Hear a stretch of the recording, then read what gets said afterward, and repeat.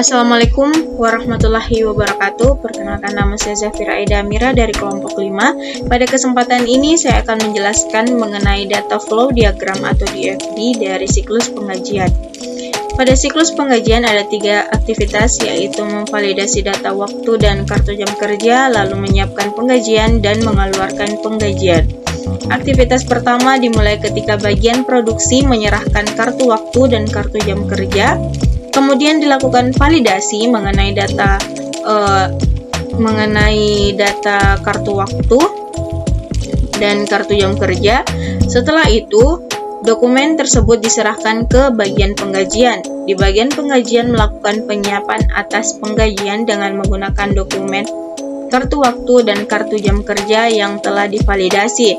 Setelah diproses dalam aktivitas menyiapkan penggajian dan menghasilkan kartu waktu, kartu jam kerja, serta daftar gaji. Selanjutnya, bagian penggajian membayarkan gaji karyawan dan gaji tersebut diserahkan kepada karyawan sesuai dengan jumlah yang tertera pada daftar gaji.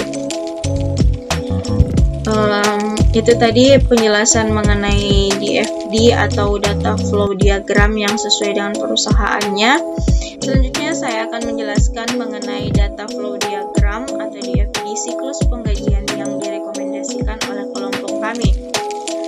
Dalam siklus ini tidak terdapat perbedaan yang sangat signifikan dengan siklus yang sesuai dengan perusahaan. Perbedaannya hanya terletak pada dokumen slip gaji. Dalam siklus ini juga terdapat 3 aktivitas yang sama dengan aktivitas data flow diagram yang sesuai dengan perusahaan. Aktivitas yang dilakukan yaitu memvalidasi data waktu dan kartu jam kerja, lalu menyiapkan penggajian dan mengeluarkan penggajian.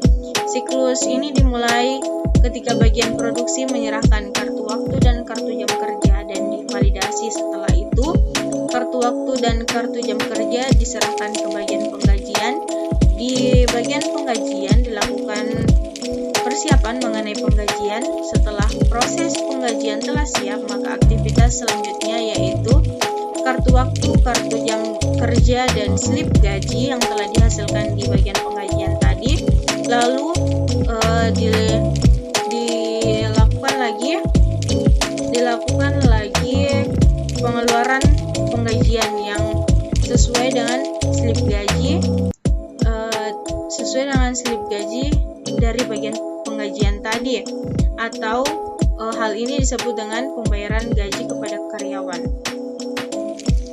Itulah yang bisa saya paparkan mengenai data flow diagram atau DFD yang sesuai dengan perusahaan dan untuk rekomendasi kepada perusahaan dari kelompok kami. Sekian dari saya. Wassalamualaikum warahmatullahi wabarakatuh.